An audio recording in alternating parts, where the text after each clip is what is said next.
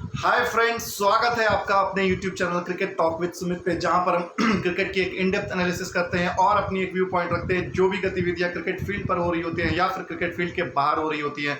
तो जैसा कि मिरेकल का वर्ड दिया गया है, जैसा कि आज एक मिरेकल डे था पाकिस्तान के लिए, पाकिस्तान क्रिकेट के लिए और उनके जुनूनी फैंस के लिए। और जिस तरीके से ऊपर वाले ने कुदरत का निजाम है और ये सब मीम्स बनाया, फलाना ढिमकाना, ये सब सारा कुछ किया, आज रियल में वो चीज़ हो गई है पाकिस्तान क्रिकेट के साथ कि कुदरत का निजाम ने आज अपना वाकई में चमत्कार दिखाया। और जो एक्सपेक्टेड था, वो जो अनएक्सपेक्टेड था वो आज हुआ। और मतलब Netherlands, boy what you have done today, it's an amazing achievement, especially जब आप साउथ अफ्रीका जैसी टीम को नॉकड आउट कर रहे हैं और साउथ अफ्रीका जैसी टीम को आप हरा रहे हैं। और उसके ऊपर सोने पे सुहागा ये हो रही है कि चौथे रैंक, मतलब जो सुपर सिक्स का टूर्नामेंट, मतलब जब ये स्टेज का नाम था सुपर सिक्स में, इसमें जो टॉप 4 टीमें आएंगी उनको क्वालिफाई वो डायरेक्ट कर लेंगे अगले वर्ल्ड कप के लिए, और जो बॉटम की 2 होंगी वो क्वालिफायर्स खेलेंगी। तो ये सारा कुछ आज घटनाक्रम में घटा है। आज रोमांचक रविवार था, आज सुपर संडे था। मैं तो बोलता हूँ ये सुपर से भी डुपर ऊपर संडे आज घटा है वर्ल्ड क्रिकेट के लिए। और पाकिस्तान जो कि ऑलमोस्ट 1 वीक पहले डाउन एंड आउट हो चुकी थी टूर्नामेंट से, मतलब उनका ऑलरेडी उनको सभी लोगों ने राइट ऑफ कर दिया था, इंक्लूडिंग मी ऑल्सो। बट भगवान ऊपर वाले को कुछ और ही मंजूर था और पाकिस्तान को दोबारा बैकडोर एंट्री मिली है, एक पीछे से एंट्री मिली है इस वर्ल्ड कप में, वाइल्ड कार्ड एंट्री हुई है और अब वो सेमीफाइनल के दौड़ में वो पहुंच चुके हैं और सेमीफाइनल के स्पॉट भी उन्होंने बुक कर लिया है। और पहला सेमीफाइनल न्यूजीलैंड के साथ आपका सिडनी में क्रिकेट ग्राउंड पे होगा, वो ग्राउंड जहां पर सबसे ज़्यादा पाकिस्तान टीम को वो ग्राउंड सूट करेगा फाइनल में पहुंचने के लिए। ये बहुत ही अमेजिंग बात है। तो सबसे पहले शुरू करते हैं आज का हम एपिसोड। पहला मैच सुबह का मॉर्निंग, मैं 5 बजे उठा हुआ था, 5 बजे से उठ करके ये मैच देख रहा था कि नीदरलैंड और साउथ अफ्रीका के मैच कैसा होता है। स्टार्टिंग का 1-2 ओवर मैंने मिस किया था क्योंकि स्टार्टिंग के 1-2 ओवर में कुछ ज़्यादा घटना भी नहीं हो रही थी और मेरी नींद भी लेट से खुली थी। और जब मैंने मैच देखा तो देखा कि स्कॉटलैंड फर्स्ट बैटिंग कर रही है और उनके जो ओपनर्स हैं ओडवेट एंड मायबर्ग ने धमाकेदार शुरुआत दी थी नीदरलैंड को। और नीदरलैंड का स्कोर एक समय पे 50 रन्स के ऊपर चला गया था और उनके एक भी विकेट नहीं लूज हुई थी। बहुत ही बुरी बॉलिंग और पैथेटिक बॉलिंग आज परफॉर्मेंस हुई है रबाडा से, स्पेशली लुंगी एनगिडी से। इनसे वो उम्मीदें नहीं की जाती है जो आज इन्होंने करके दिखाया। विकेट भले ही लो एंड स्लो था, बाउंसी, मतलब स्लो बाउंस था और उस तरीके की पिच नहीं थी जिस तरीके से ऑस्ट्रेलिया जाना जाता है। बट एडिलेड की जो पिच होती है वो हमेशा से स्लोअर होती है और स्पिनर्स को फ्रेंडली होती है, और जो बॉलर अपने पेस को निकालता है और स्लोअर बॉल ज़्यादा करता है वहाँ पर ये ज़्यादा इफेक्टिव साबित होते हैं। और नीदरलैंड ने जब अपना पहला 10 ओवर कंप्लीट किया तो ऑलमोस्ट नीदरलैंड 70 रन के आसपास खेल रही थी। उसके बाद से जो गेम चेंज हुआ है नीदरलैंड का नेक्स्ट 10 ओवर्स में, वो काबिले तारीफ थी। स्पेशली उनके जो बैटर थे एकरमैन एंड आपके एडवर्ड्स, उसके बाद आपके Tom Cooper, specially Tom Cooper ने आकर के जो मोमेंटम कैरी किया उसको कॉलिन एकरमैन आगे लेकर के चले और नीदरलैंड का जो स्कोर था वो 150 के ऊपर लेकर के गए, वहाँ से 158 159 टच किया, जो कि इस पिच पे ऑलमोस्ट पार स्कोर था। मतलब इतनी रैंक टर्नर पिच होने के बाद भी अगर 159 अगर आप बना रहे हो तो। और नीदरलैंड की ये देखते हुए कि नीदरलैंड की जो खासियत है वो उनकी बॉलिंग डिपार्टमेंट है, वो हमेशा चोक कर जाते हैं बैटिंग की वजह से, या बैटिंग उनका उतना स्ट्रांग नहीं होता है, लेकिन जो उनकी बॉलिंग है, बॉलिंग अटैक इनकी पूरी की पूरी है। स्पेशली इनके 7-8 बॉलर्स इस मैच में खेलते हैं क्योंकि इनके लिए वो ऑप्शन हमेशा अवेलेबल रहता है कि अगर 4 ओवर, अगर किसी के 1 ओवर 2 ओवर में मार पड़ गई है तो वो किसी न किसी को रोक सकते हैं, चाहे वो मीकरन हो, चाहे वन विक हो, चाहे आपके क्लासन हो, चाहे आपके टिम बेस डिलीडे हों, चाहे आपके रूल ऑफ वंडर मर्व हों, चाहे आपके कॉलिन एकरमैन हो। तो इस तरीके से इनके पास बॉलिंग की भरमार लगी हुई थी। तो जब साउथ अफ्रीका ने अपनी इनिंग शुरू की तो शुरुआती झटके मतलब तेजी से रन को टेम्पो को बढ़ाने के लिए क्विंटन डिकॉक रैश शॉट खेल रहे थे और कोशिश उनकी अच्छी थी। मैं यहाँ पे उनका तारीफ जरूर करूंगा, कोशिश उनकी अच्छी थी कि स्टार्टिंग के जो 6 ओवर है पावर प्ले में उसमें ज़्यादा से ज़्यादा रन बना ले ताकि बाद में प्रेशर ना आए। लेकिन उसको काउंटर करते हुए जब क्लासन ने एक स्लोअर वन बॉल डाला ऑफ स्टंप के बाहर तो उसको चेस करने के लिए गया और वो एज लग करके सीधा उनके कीपर कैप्टन एडवर्ड्स के हाथों में गया और वो एडवर्ड्स वहाँ पर वो गलती नहीं करते हैं। तो इंग्लैंड साउथ अफ्रीका को यहाँ पर पहला झटका मिला। उसके बाद बैटिंग करने आते हैं राइली रूसू और तेम्बा बावूमा बॉस वो बिल्कुल भी अनफिट है इस फॉर्मेट के लिए। मैं साफ सुथरों में बात बोलूँ, उनकी जगह नहीं बनती है, बट जो उनकी मैनेजमेंट है, जो उनके बोर्ड डायरेक्टर्स हैं, वो उनका कुछ और ही ख्यालात है। तो मेरे ख्याल से ये मैच के बाद बावूमा अब कैप्टनसी नहीं करते हुए नजर आएंगे और हो सकता है ये उनकी लास्ट T20 आई मैच हो, इसके बाद वो T20 में ज़्यादा दिखेंगे भी नहीं।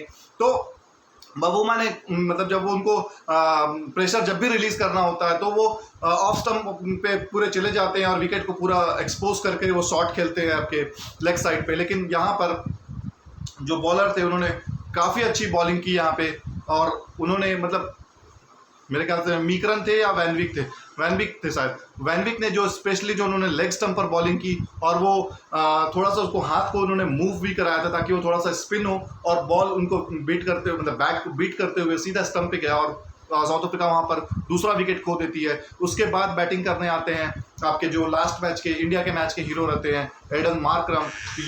ये जोड़ी से आपको बहुत ज़्यादा उम्मीद थी कि आपके राइली रूसू और एडन मार्करम इसको आगे लेकर चलेंगे और फर्दर विकेट का फॉल नहीं होगा। लेकिन against run of the play Riley Rossouw ज़्यादा एग्रेसिव होने की वजह से लेग साइड में पुल करने की कोशिश करते हैं, लेकिन टॉपेज लगता है और वो सीधा आपके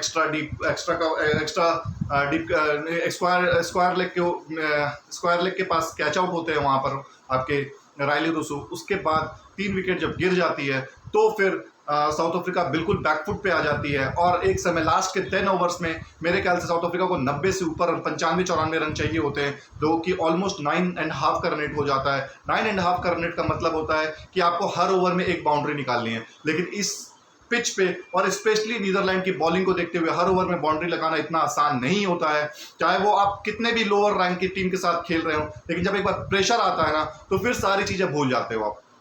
उसके बाद पाकिस्तान को स्पेशली थैंक करना चाहिए, मैं यही बोलूँगा आपके रूल ऑफ वंडर मर्फ को, जो 2 बेहतरीन कैचेज उसने लिए हैं। जो मार्करम का कैच आया 90 रन के आसपास साउथ अफ्रीका खेल रही थी वहाँ पर, और उसके बाद 15वें ओवर में जो 2 विकेट लगा मतलब उसी ओवर में गिरते हैं वेन पार्नेल का और डेविड मिलर का जो कैच लिया था वंडरमर्फ ने, वो तो आउटस्टैंडिंग था। मतलब वंडरमर्फ इज हिमसेल्फ है साउथ अफ्रीकन और उन्होंने अपनी ही कंट्री को आज फिर से डुबोया है। जिस प्रकार से 2015 में ग्रांट इलियट ने being a south African he is playing for New Zealand और न्यूजीलैंड को उसने जितवाया था और साउथ अफ्रीका को ही डुबवाया था उसने। आज भी वही हुआ कि Roelof van der Merwe he is born in South Africa but and he has played also for South Africa but due to some circumstances he move to Netherland and now he is part of the Netherland team. और वहाँ पर उन्होंने जो dent लगाया Miller का catch लेकर के, वो आउटस्टैंडिंग कैच था। वहीं पर मैच चेंज हुआ 15वें ओवर में जो किलर मिलर का जो विकेट निकला और उसी ओवर में फिर वेन पार्नेल का भी विकेट निकला, क्लवरमैन गेंदबाज थे। तो उसके बाद साउथ अफ्रीका को पूरा का पूरा यकीन हो गया कि हम यहाँ से अब मैच नहीं जीत सकते और सिर्फ वो ट्राई कर सकते हैं। Although Henry Klaasen was available but Henry Klaasen के वो चेहरे पर वो नज़र नहीं आ रहा था कि कॉन्फिडेंट कि वो मैच को यहाँ से खींच के निकाल सकते हैं। और स्पेशली जो डेथ बॉलर्स है बॉलिंग है नीदरलैंड की, वो बहुत ही लाजवाब है, वो इजीली बाउंड्री आपको नहीं देते हैं। तो एक समय ऐसा आ गया कि साउथ अफ्रीका को 3 ओवर में 40-41 रन चाहिए थे और उनके 3 विकेट ही शेष बचे रह गए थे। तो रबाडा और आपके केशव महाराज खेल रहे थे। केशव महाराज, उनको भी मैं सलाम पेश करता हूं कि ऑल्दो वो लंगड़ा कर रन दे रहे थे, उसी तरीके के हालात साउथ अफ्रीका के भी नज़र आ रहे थे कि वो लंगड़ा करके चलना चाह रहे हैं, पहुंचना चाह रहे हैं अपने डेस्टिनेशन पर पहुंच नहीं पा रहे हैं क्योंकि रनों का जो रिक्वायरमेंट था वो बहुत ज़्यादा था। ऑलमोस्ट एक समय पे ऐसा आया कि वो 18-19 के रन रेट से उनको चाहिए था। लास्ट के 2 ओवर में मेरे ख्याल से 35-36 रन चाहिए थे साउथ अफ्रीका को जीतने के लिए, जो कि नामुमकिन था वहां से वो मैच जीतना। लेकिन फिर भी केशव महाराज डटे रहे, शॉट्स इक्का दुक्का खेलते रहे, नो बॉल्स वाइड्स भी मिले लास्ट ओवर में। जब लास्ट ओवर में 26-25 रन चाहिए थे तो वहां पे नो बॉल्स मिले, वाइड मिले, एक 6 भी लगा, लेकिन वो इनफ नहीं थे। और बेस डिलीडे ने फर्दर इंश्योर कराया कि यहाँ पर अब कोई भी कैजुअलिटी नहीं होगी और यहाँ पर कोई भी लूज बॉल्स नहीं मिलेंगे। एंड साउथ अफ्रीका ये मैच आसानी से ये हार गया और ये वर्ल्ड क्रिकेट में पहली बार नीदरलैंड ने साउथ अफ्रीका को हराया उनको T20 में। अब मेरा ये क्वेश्चन है आईसीसी से कि बॉस ऐसे ऐसे जब एसोसिएट प्लेयर्स हैं, ऐसे ऐसे जब टीम्स हैं, उनको मौके और दिया करें आप। मैं हमेशा यही बोलता हूँ कि कोई भी कंट्री अगर इंग्लैंड ट्रैवल कर रही है तो एक छोटा सा ही 3 मैच का या 5 मैच का या 6 मैच का आप ट्राई सीरीज ऑर्गेनाइज करवाएं, जहाँ पर इनको भी एक्सपोजर मिले और ये और अच्छा खुल करके परफॉर्म करेंगे। क्योंकि जब ये ज़्यादा खेलेंगे ना तो ये और ज़्यादा हीरो बनकर आएंगे। मैं नीदरलैंड को बहुत समय से फॉलो कर रहा हूँ, स्पेशली रोलैंड लेफेब्रे उनके प्लेयर हुआ करते थे 2003 में। बेस डिलीडे के फादर टिम डिलीडे हुआ करते थे। उसके बाद आपके डैन वैन बुंगा हुआ करते थे, वीजली बरेसी हुआ करते थे। उसके बाद इनके पास रेयांटेन डस्काटे हुआ करते थे। तो फौज थी बॉस इनके पास। पीटर बोरान हुआ करते थे इनके कैप्टन एक समय पे।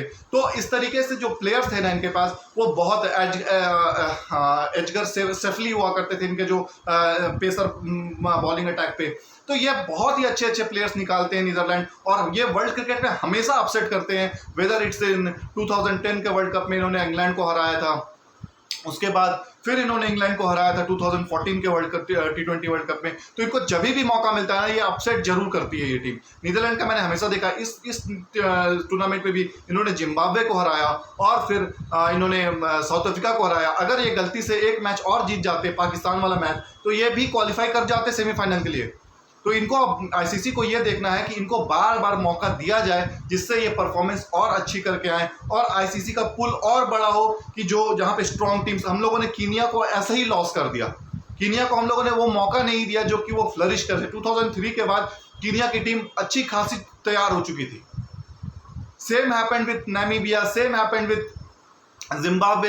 इन सब की टीमें बहुत अच्छी तैयार हो गई थी, लेकिन हम लोगों ने इन पे ध्यान नहीं दिया, आईसीसी ने इन पे कोई ध्यान नहीं दिया, कोई इन्वेस्टमेंट नहीं हुआ। और जो मौके आप वेस्ट इंडीज क्रिकेट को दे रहे हैं वही मौके अगर इनको मिलना चालू हो जाए तो ये भी बहुत अच्छा फ्लरिश करेंगे और ये बहुत अच्छे अच्छे टैलेंट्स निकाल करके आएंगे। क्योंकि ये कंट्री मैं स्पेक्टेटर्स को देख रहा था, इतने फैन इनके सपोर्टर्स आए हुए थे, इतने लविंग इनका था। और जीतने के बाद जो खुशी इनके चेहरे पर दिख रही थी वो बताती है कि बॉस ये भले वर्ल्ड कप से बाहर हो गए और इनकी परफॉर्मेंस उतनी अप टू द मार्क नहीं रही, लेकिन ये जीत इनके लिए क्या मायने रखती है। और स्पेशली जो उनके कैप्टन थे एडवर्ड, वो कितने हम्बल और डाउन टू अर्थ है कि जीतने के बाद भी वो क्रेडिट सारा अपने प्लेयर्स को और अपने टीम मैनेजमेंट को और अपने स्टाफ को दे रही थी। बट यहाँ पर हमारे एशियन सब कॉन्टिनेंट में क्या होता है कि सभी लोग जो अच्छा परफॉर्म करता है ना सिर्फ उसी का नाम लिया जाता है और उसी को ही क्रेडिट मिल जाता है। लेकिन उसने कितने हम्बली होकर के, पोलाइटली होकर के पूरी टीम का उसने वो किया, धन्यवाद, शुक्रिया।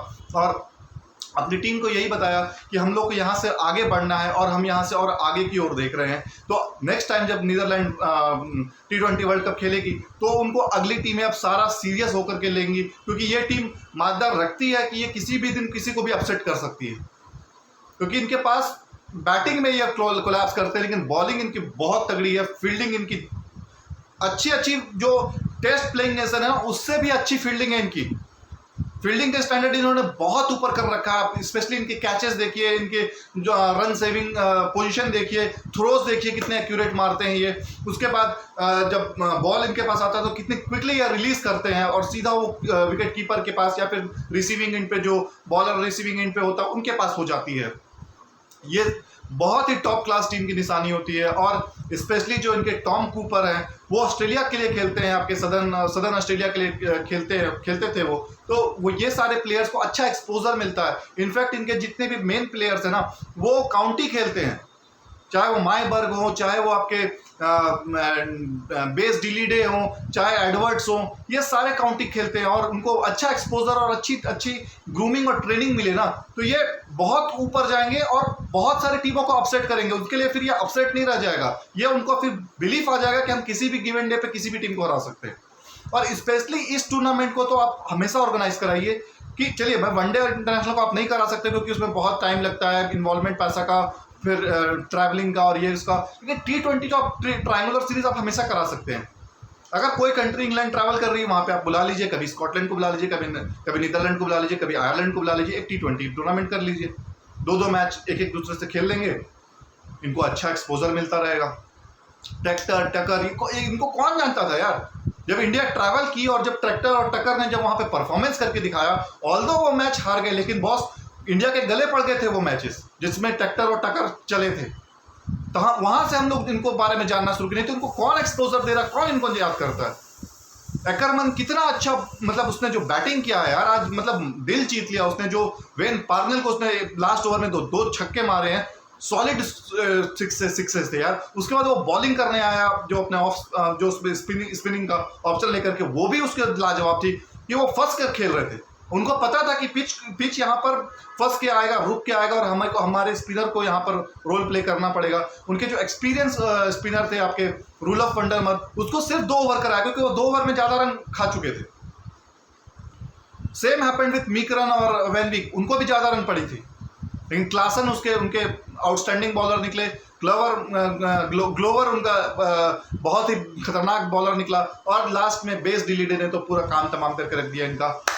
तो जबरदस्त परफॉर्मेंस, एक आउटस्टैंडिंग परफॉर्मेंस। और पाकिस्तान को तो स्पेशली थैंक्स करना चाहिए कि बॉस नीदरलैंड की वजह से आप सेमीफाइनल जो आपका मतलब पहुंचने का चांसेस था वो यहाँ से फ्लड गेट्स ओपन हो जाता है। इनफैक्ट बांग्लादेश को भी थैंक्स करना चाहिए कि बांग्लादेश और पाकिस्तान दोनों के लिए ये फ्लड गेट ओपन कर देते हैं और ये जो बांग्लादेश और पाकिस्तान का मैच होना था वो वर्चुअल क्वार्टर फाइनल बन जाता है कि जो जीतेगा वो आगे क्वालिफाई करेगा। तो जबकि जब बांग्लादेश रात को सोने गए होंगे तो कभी सपने में भी नहीं सोचे होंगे कि हमें मौका मिलेगा। वो तो ये सोचे होंगे कि हमको मैच खेलना है और हारना है या फिर पाकिस्तान को हरा के चले जाना है। लेकिन आप सेमीफाइनल के पोजीशन के लिए खेल रहे होगे, ये बांग्लादेश ने कभी नहीं सोचा होगा। मैं ये लिख करके दे सकता हूँ। पाकिस्तान को होगा कि हाँ, अगर नीदरलैंड हरा दे या फिर अगर जिम्बाब्वे इंडिया को हरा दे तो हमको एक आउटसाइड चांस मिल जाएगा और हम खेल सकेंगे।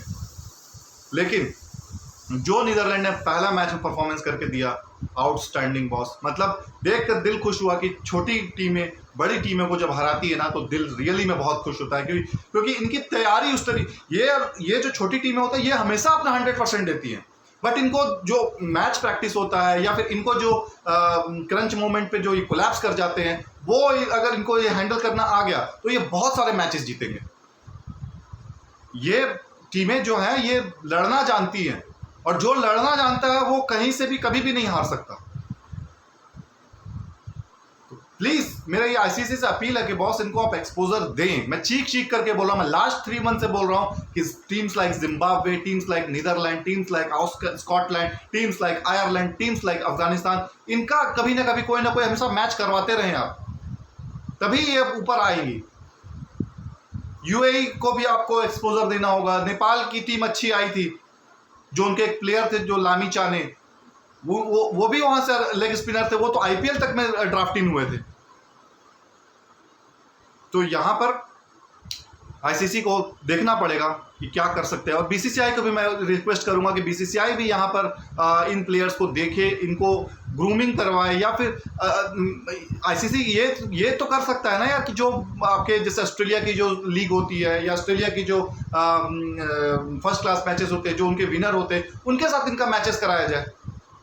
उनके साथ तो वो करवा सकते हैं ताकि उनको एक्सपोजर मिलता रहे, चाहे वो पाकिस्तान के कायदे आजम हो, चाहे वो इंडिया का रणजी ट्रॉफी हो, चाहे वो ऑस्ट्रेलिया का प्यूरा मिल्क कप होता है शायद उनका, शेफील्ड शील्ड होता है, उसके बाद काउंटी चैंपियनशिप होती है। इनके साथ आप रेगुलर खिलवाते रहिए तो बहुत कुछ एक्सपोजर मिलेगा यार। आप एक बार चांस देंगे तो ये फ्लरिश जरूर करेंगे।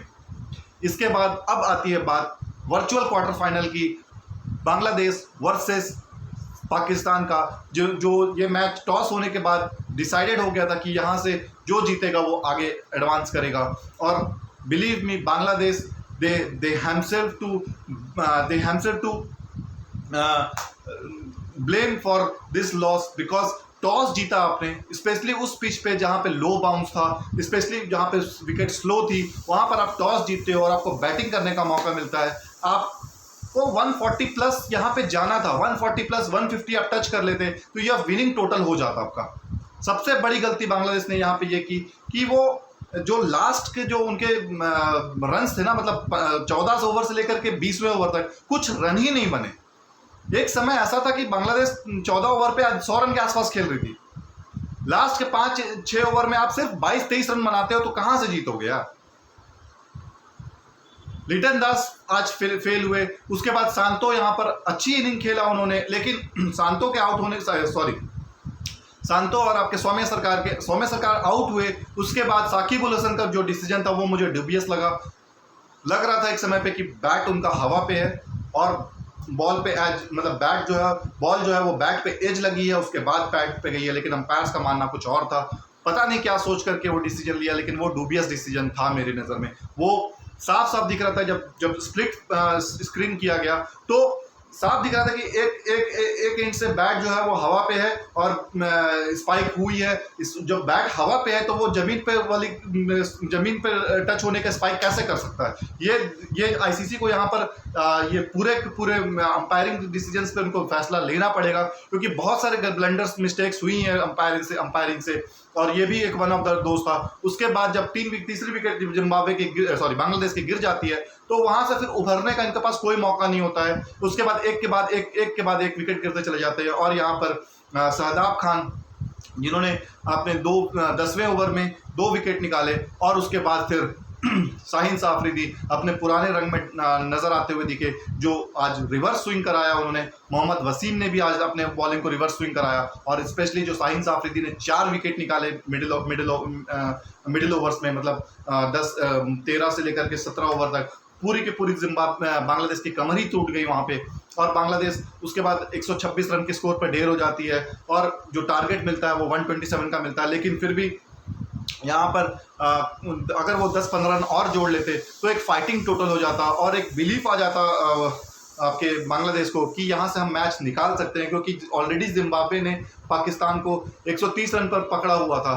तो वो दिमाग में एक जहन में रहता है और शायद यही एक रीज़न थी कि जो बाबर आजम और रिजवान जब चेस करने के लिए आते हैं तो वो इंश्योर कराते हैं कि हम इस टाइप की जो हमारी स्टार्टिंग में 3-4 विकेट गिर गई थी जिम्बाब्वे के अगेंस्ट में, वो यहाँ पे ना हो और हम मैच को जितना क्लोज ले जा सके उतना हमारे लिए एडवांटेज होगा। बहुत सारे लोग यहाँ पर बोलेंगे कि रिजवान और बाबर ने स्लो खेला, सेट होने के बाद आउट हो गए, ये हो गए, बट बॉस अगर वो तेज खेलते और पहले ही आउट हो जाते तो आपका फिर से आपका वही बेड़ा गर्क हो जाता। लेकिन यहाँ पर उन दोनों ने सूझबूझ करके मैच खेला और जानते थे वो अपना स्ट्रेंथ कि हमको 10 ओवर में अगर हम बिना विकेट खोए गए तो हमारे जो नीचे के बैट्समैन हैं वो रन बना देंगे।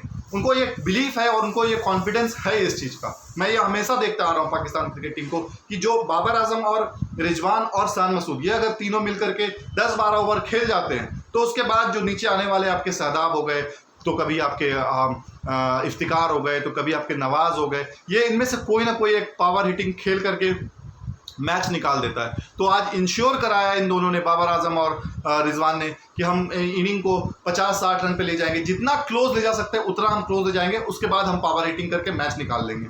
क्योंकि रन उतने ज़्यादा थे नहीं। बहुत सारे लोग बैश करेंगे उनको, बहुत सारे लोग क्रिटिसाइज करेंगे कि यार बांग्लादेश के साथ आप अच्छा नहीं खेले। बॉस जब आपके पास एक मौका मिला है ना तो आप उसको मौका की तरह देखिए। आप उसको यहाँ पर आप अपना ये देखने मत आइए कि हमको यहाँ पे अपना एवरेज सुधारना है और स्ट्राइक रेट सुधारना है। हमको मैच जीतना है, वो मेरे लिए ज़्यादा इंपॉर्टेंट है। चाहे वो मैं 19.5 ओवर में जीतूँ, चाहे वो मैं 10वें ओवर में जीतूँ।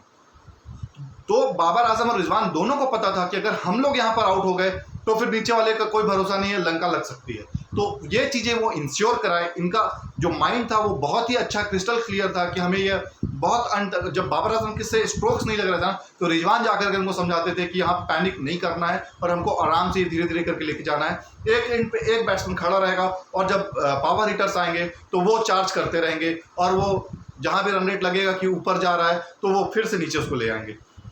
क्योंकि लास्ट मैच में भी मोहम्मद हारिस जो उनके विकेट कीपर बैट्समैन है उन्होंने भी चार्जअप किया था और सेम आज भी उन्होंने ही इस मैच को चार्जअप किया और 30-31 रन बनाए कुछ 17-18 बॉलों पर। तो उसके बाद पूरा का पूरा प्रेशर निकल गया। उसके बाद शान मसूद आए बैटिंग करने के लिए। शान मसूद ने भी एक अच्छी तूफानी पारी खेली 24-25 रनों की, तो प्रेशर पूरा हट गया। क्योंकि देखिए जब रन आपका छोटा हो जाता है ना तो कोई आदमी वहाँ पर आकर के 20-30 रन मार दे तो आपका पूरा का पूरा प्रेशर खत्म हो जाएगा। लेकिन यही अगर आपका 10 रन 15 रन पे 4 विकेट 3 विकेट गिर जाए तो फिर वो जो पावर हिटर भी है तो उनको रुक के खेलना पड़ता है, और उसमें फिर वो विकेट देते चले जाते हैं और फिर लास्ट में कोई बचता नहीं है रन बनाने के लिए, और फिर आप मैच हार जाते हो। तो यहाँ पर जो पाकिस्तान की जो मैनेजमेंट थी वो बहुत ही अच्छा डिसीजन ली कि हमको मैच को एकदम एंड तक लेके जाना है, क्लोज कराना, विकेट्स नहीं देना, विकेट्स अगर हाथ में रहेंगे हम मैच निकाल देंगे।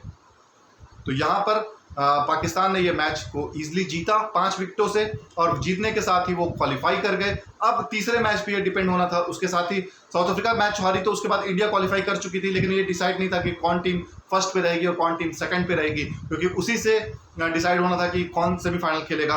अगर इंडिया फर्स्ट रहेगी तो वो इंग्लैंड के साथ खेलेगी आपका एडिलेड में, और अगर इंडिया सेकंड होती है तो फिर उनको न्यूजीलैंड के साथ खेलना पड़ेगा सिडनी में, जो कि वेडनेसडे को मैच होना था। तो पाकिस्तान क्वालिफाई कर चुकी थी, उनको कोई टेंशन नहीं थी, और जो उनके लड़कों ने परफॉर्मेंस दी है, स्पेशली जो बॉलिंग यूनिट ने परफॉर्म किया, आपके इफ्तिकार ने जो विकेट निकाले, उसके शहदाब ने अच्छी बॉलिंग की, उसके बाद शाहीन शाह ने अच्छी बॉलिंग की, हारिस रौफ ने भी यहाँ पे अच्छी खतरनाक बॉलिंग की है।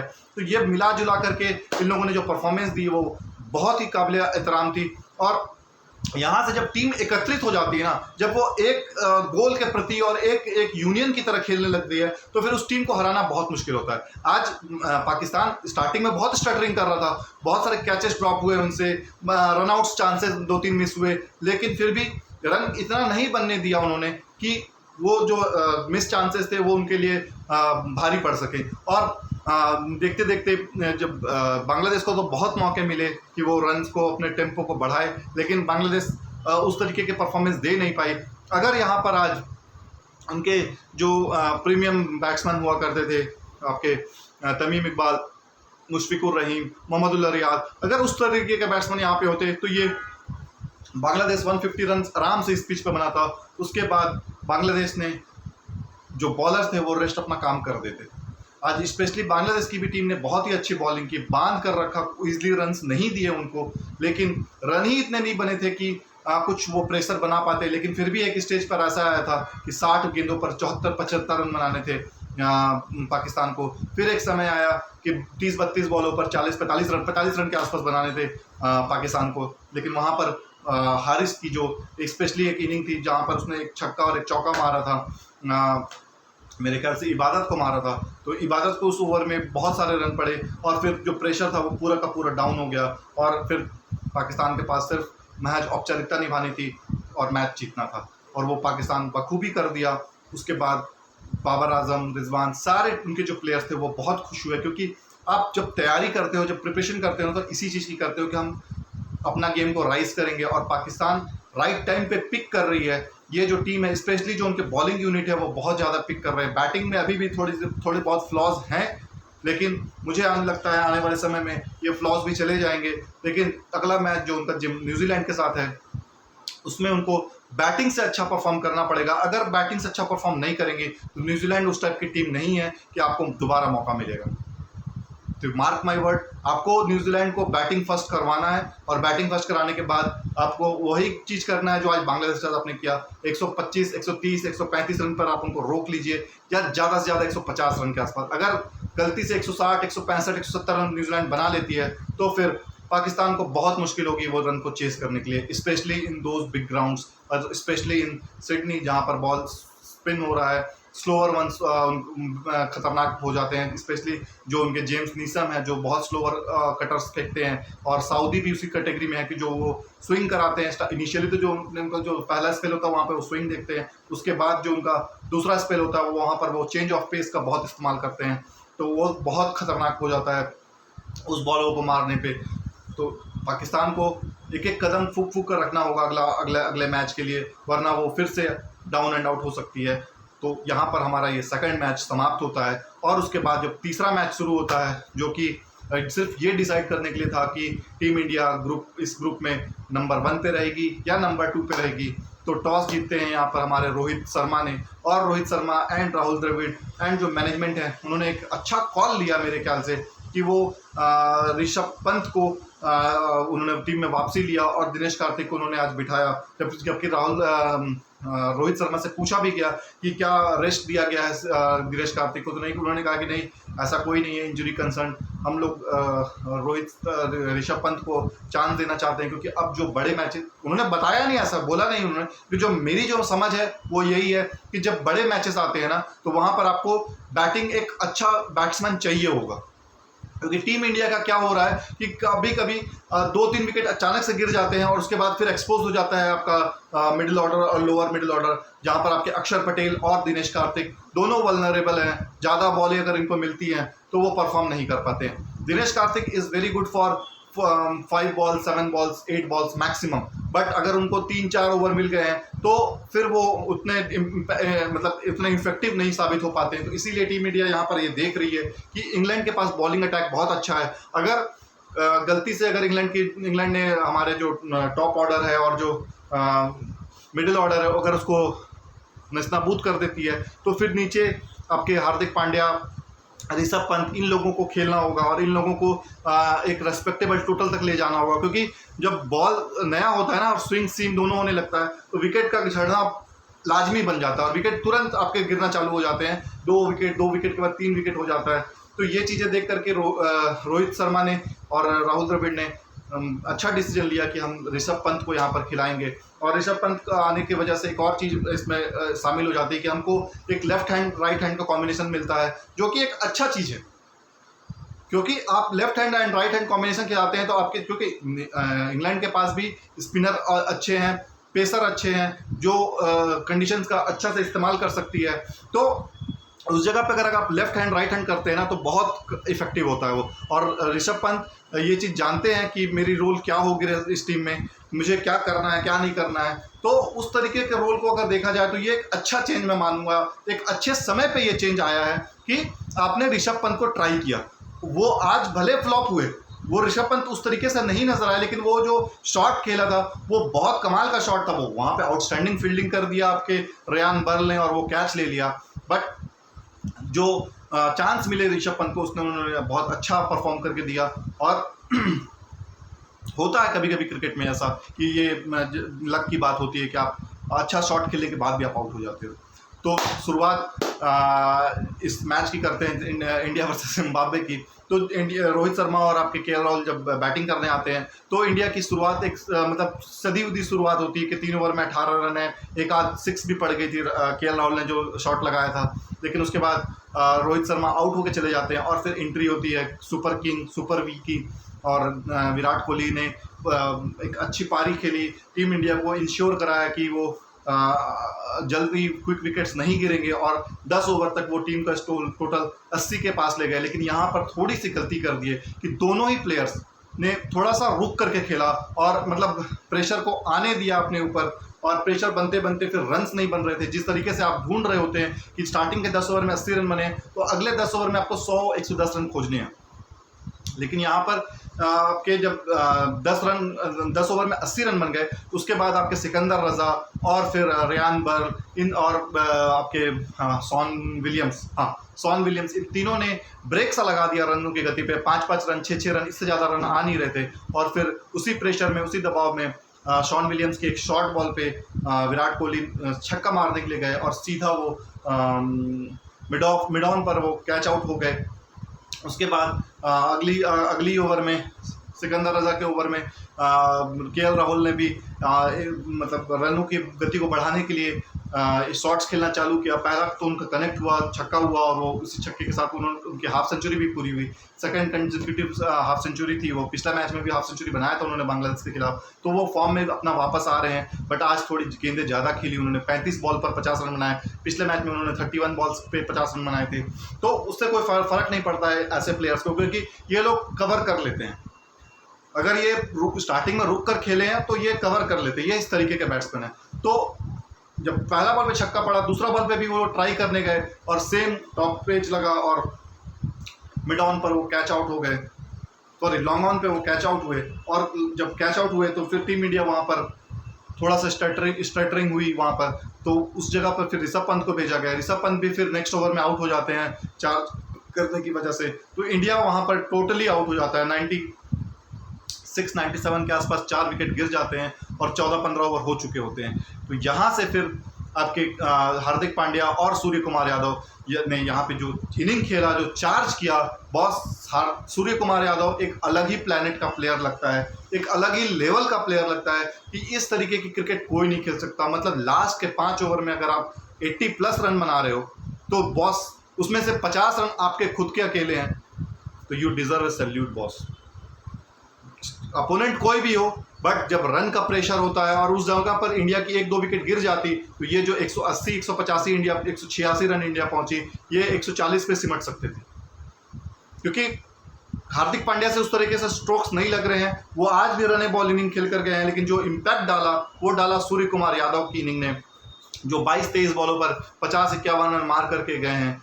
जो लास्ट ओवर उन्होंने खेला है, स्पेशली नगरावा और ब्लेजिंग मुजरबानी का, वो तो दोनों उनको याद रहेगा जीवन भर कि कैसे वो मतलब ऑफ स्टंप के वाइड बॉल को जा करके वो जो स्वीप कर रहे हैं और 6 जा रहा है, वो शॉट सिर्फ और सिर्फ सूर्य कुमार ही खेल सकता है आज के गिवन डे पे, वरना उसके जैसा प्लेयर आज के डेट में कोई भी नहीं। जॉस बटलर एक तरीके से है जो खेल सकता है, बट वो भी उसका वो फॉर्म अभी लग नहीं रहा है कि वो उस तरीके से खेल पा रहे हैं, लेकिन जो उसका फॉर्म है और जो उस तरीके से खेल सकता है वो सूर्य कुमार यादव है। अगर सूर्य कुमार यादव सेट हो गए हैं तो उसको रोकना मुश्किल है, क्योंकि आप जहां भी फील्डर लगा लो वो खिलाड़ी नहीं है बॉस, वो खिलवाड़ कर रहा है आज। मतलब literally he is toing with the Zimbabwean bowlers कि आप अगर आप फाइन लेग और अपना जो फाइन लेग को अगर आप पीछे रख रहे हो, उसके बाद आप एक्स्ट्रा डीप स्क्वायर लेग पे भी आप पीछे फील्डर रख रहे हो, तो वहां वो अगर वो पीछे है तो आप उसको मौका देते हैं कि आप थर्ड मैन के ऊपर से ऊपर खेलो, तो वो थर्ड मैन के ऊपर से खेलता है फिर शॉट। और उसके बाद अगर वो थर्ड मैन भी अगर आप पीछे रखे हुए हो तो आपको फिर मिड ऑन और मिड ऑफ को आपको ऊपर बनाना पड़ता है, उसके बाद वो मिड ऑन मिड ऑफ के ऊपर से छक्का मार देता है। तो मतलब वो पूरा का पूरा दिमाग से खेल रहा है कि किस कहाँ पे गैप है और मुझे उसी जगह खेलना है। तो गैप में अगर वो आप खेलोगे ना रिस्की शॉट, तो वो ऊपर जरूर जाएगा, लेकिन वहां पे कैच आउट होने का चांसेस नहीं, तो वो बहुत ही सेफ शॉट कहलाता है। तो सूर्य कुमार यादव ने ये इस तरीके का बल्लेबाज है कि ये कंसिस्टेंट नहीं रहेगा, लेकिन जिस भी दिन ये चला तो पूरा अकेला भारी पड़ता है प्लेयर्स के ऊपर, सभी प्लेयर्स के ऊपर। और टीम इंडिया को ये जो विनिंग टोटल होती है 160-165, उससे ये 20 रन ऊपर लेकर के जाता है, जहां पर जिम्बाब्वे को ऊपर आने का मौका ही नहीं मिलता है कि वो सोच सकें, वो खेल सकें, स्पेशली भुवनेश्वर कुमार और अर्शदीप के स्विंगिंग बॉल के सामने। तो सूर्य कुमार यादव ने ये एक बार ये अलार्मिंग जगा दिया है इंग्लैंड टीम को कि boss watch out for me, अगर मेरे को मौका मिला, अपॉर्चुनिटी मिला तो मैं इसी तरह से ठोकूंगा। मुझे सूर्य कुमार की सबसे अच्छी चीज़ लगती है कि जो उसका रोल दिया गया है ना, कि आपको कोई मतलब नहीं है कि सामने कितनी विकेट गिरी हुई है, क्या है क्या नहीं, आपको अपना गेम खेलना है और टीम मैनेजमेंट वो बैक करती है। अगर वो 0 रन पर भी आउट हो जाए ना, तब भी टीम मैनेजमेंट उसको कुछ नहीं, क्योंकि उसका गेम ही वैसा है, रिस्क ले करके वो खेलता है। और जब रिस्क ले करके आप खेलते हो तो फिर आप दो धारी तलवार है वो, या तो वो पार कर करके आपका चिथरी उड़ा सकता है, या फिर वो आउट होकर के पवेलियन खुद जा सकते हैं। लेकिन सूर्य कुमार फिर भी जो कंसिस्टेंसी के साथ खेल रहे हैं, इस अकेले कैलेंडर ईयर में 1000 रन बनाने वाला वो एकमात्र बल्लेबाज है। उसके बाद ये जो रन बनाया है उसने, वो ऑलमोस्ट 185-190 के स्ट्राइक रेट से बनाया है, ये काबिल तारीफ है। उसके ऊपर जो सोने पे सुहागा है किया है उसने, ये जो रन्स बनाए हैं वो 45 के एवरेज से बनाए हैं। मतलब कि उसको अपने ऊपर कितना कॉन्फिडेंस है कि बॉस आप कहीं भी फेंको, कहीं भी दो, मैं मारूंगा तो मैं मारूंगा, और जहां सोचा हूं वहीं मारूंगा। इस तरीके के जो बैट्समैन होते हैं ना, वो बहुत ही खतरनाक होते हैं, क्योंकि पता नहीं होता है आपको कि किस दिशा में मारेगा वो। आप जहां पे फील्डर को आप गैप दिखाओगे, उसको गैप दिखाओगे, वो इसी दिशा में मारेगा। तो watch out for Surya Kumar Yadav in upcoming matches, specially England. अगर वो चल गया या अगर वो खड़ा रह गया तो आपको लंका लगा देगा वो।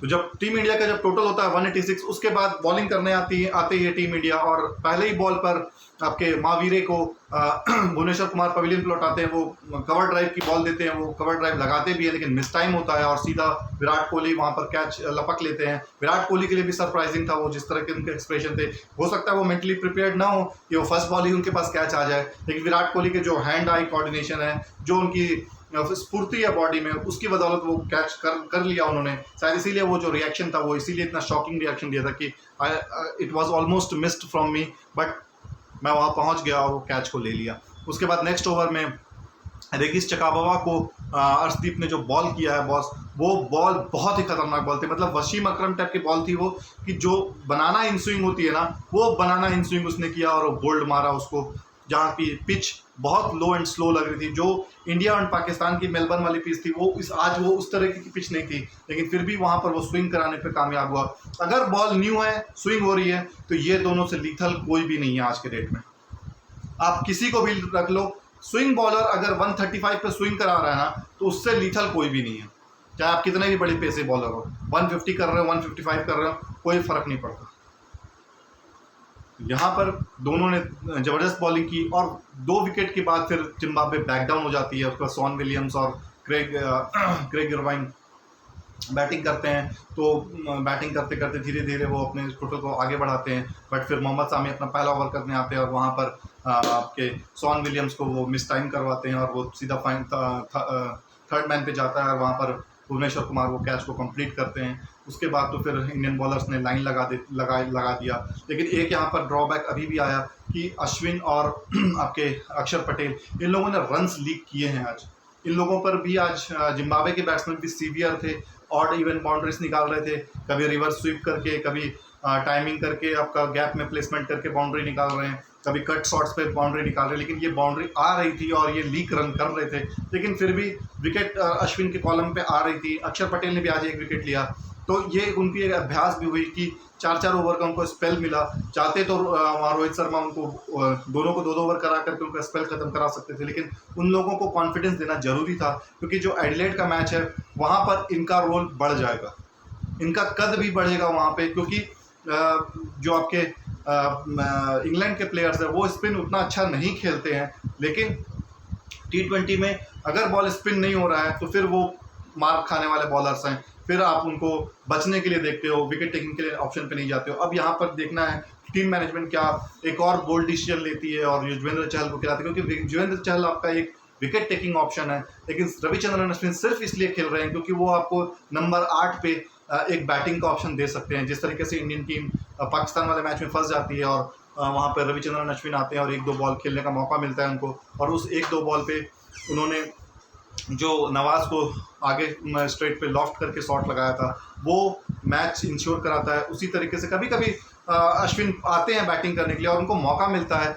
तो ये चीज़ बस उनको एक फेवर में जाती है कि वो युजवेंद्र चहल की जगह पे पहले उनको मौका मिलता है खेलने का, जो कि गलत नहीं है। जो आपके टीम के बैलेंस के लिए अच्छा है आप करिए। मैं कभी भी हक में नहीं होता हूँ कि हाँ जो लाइक्स है सिर्फ उसी को खिला रहे हो। जो टीम के लिए उस दिन गिवन डे पे सही लग रहा है आप मौका दीजिए। अगर उस दिन स्पिनिंग ट्रैक मिल रही है तो मैं आपको ये तक बोलता हूँ कि आप उस दिन सामी को आप बिठा दीजिए, या फिर आप एक बॉलर को उसमें कम बिठा करके युजवेंद्र चहल का यूज़ करिए। और रविचंद्रन अश्विन इस टाइप के बॉलर हैं कि आप उनको पावर प्ले में भी यूज़ कर सकते हैं, तो रविचंद्रन को आप पावर प्ले में यूज़ करके 2-3 ओवर वहाँ से उनका निकलवा सकते हैं। उसके बाद युजवेंद्र चहल 6 ओवर के बाद आएंगे तो वहाँ पर वो घातक साबित हो सकते हैं। अक्षर पटेल आएंगे वो भी घातक साबित हो सकते हैं।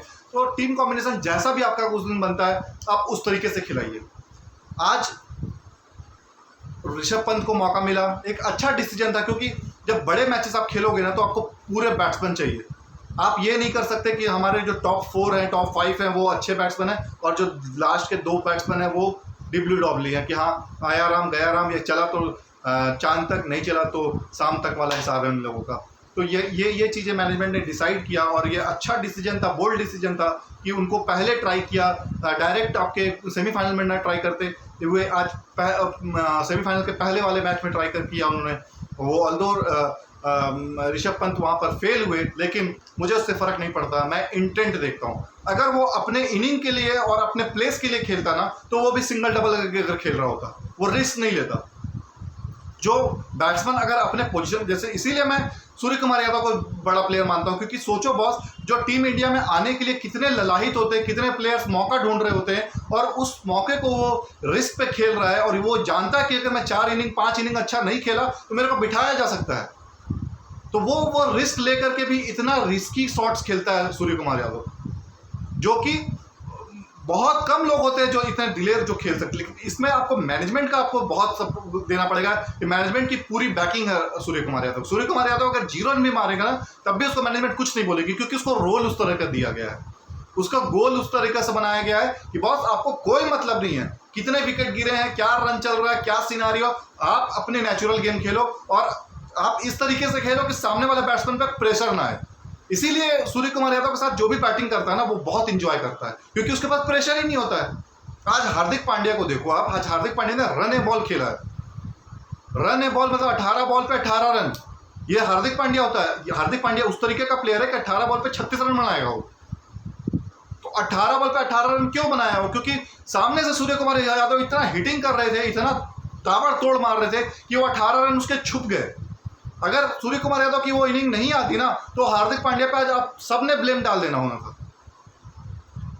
तो ये रिलैक्सेशन, ये आपको एडवांटेज हमेशा सूर्य कुमार यादव देता है। इसीलिए विराट कोहली इंजॉय करते हैं सूर्य कुमार के साथ बैटिंग करने, क्योंकि विराट कोहली का गेम है single, double and odd even boundary और लास्ट के 2-3 ओवर पे पावर शॉट्स। तो सूर्य कुमार अगर यादव विराट कोहली के साथ खेल रहा होता है तो फिर वो आराम से मतलब हर ओवर में 10-10, 15-15 रन लेकर के निकलता चला जाता है और विराट कोहली अपना नेचुरल काम करते चले जाते हैं। फिर एक समय ऐसा आता है कि विराट कोहली फिर चार्जअप लेना चालू करते हैं और टीम का टोटल 200 पार हो जाता है। तो ये चीज़ें हैं, आने वाले मैचेस पे हम और खुल के डिस्कस करेंगे क्या कॉम्बिनेशन होना चाहिए, किसके साथ क्या होना चाहिए। पाकिस्तान पहुंच चुका है न्यूजीलैंड के साथ सिडनी में खेलने के लिए, कल उनका फ्लाइट है और पाकिस्तान कल पहुंच जाएगी। और उसके बाद नेक्स्ट डे पे इंडिया वर्सेस इंग्लैंड का सेमीफाइनल है, उसके ऊपर भी हम अपनी नज़र बना के रखेंगे। आज प्रेस कॉन्फ्रेंसेज हुए हैं राहुल द्रविड़ के और आपके रविचंद्रन अश्विन की तरफ से।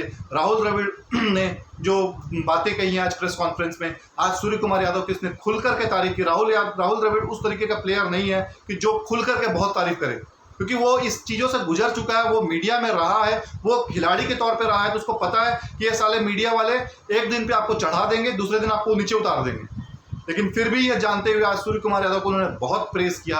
उसके बाद उन पर सवाल भी हुए कि चहल को क्यों नहीं खिला रहे हैं, तो इसको क्यों नहीं खिला रहे, तो उन्होंने एक ही जवाब दिया कि हमारे लिए जो हमारा 15 प्लेयर का स्क्वाड है वो सारे मैच विनर हैं, बट हम टीम कॉम्बिनेशन देखते हैं कि कौन अच्छा खेल रहा है, कौन किसको खिलाना इस पिच पे अच्छा होगा, हम उसको मौके देते हैं। बट ऐसा कुछ भी टीम में रिफ्ट नहीं है कि हाँ उसे मौका नहीं मिल रहा, उससे मौका नहीं मिल रहा। ये लोग जानते हैं कि जो भी 11 खेलेंगे वो अपना 110% देंगे, क्योंकि 110% आप दोगे तभी आप मैच निकाल कर लाओगे। जिस तरीके से बांग्लादेश के साथ हुआ कि इंडिया ऑलमोस्ट वो मैच हार चुकी थी, लेकिन जब इतना तगड़ी बॉलिंग हुई, इतनी तगड़ी फील्डिंग हुई, तो उसके बाद कोई मौका नहीं था बांग्लादेश को उस मैच को जीतने के लिए। तो with that friends, I am taking a due. आप अपना बहुत ज़्यादा ख्याल रखिए। मिलते हैं कल एक नए एपिसोड पर, नए बातों पर, और सेमीफाइनल की क्या लाइनअप होगी, क्या स्ट्रैटेजी होगी, क्या प्लेइंग 11 होगी दोनों टीमों की, उस पर हम ज़्यादा फोकस करेंगे, ज़्यादा बातें करेंगे। तब तक अपना बहुत ज़्यादा ख्याल रखिए। तब तक के लिए जय हिंद, वंदे मातरम, जय भारत।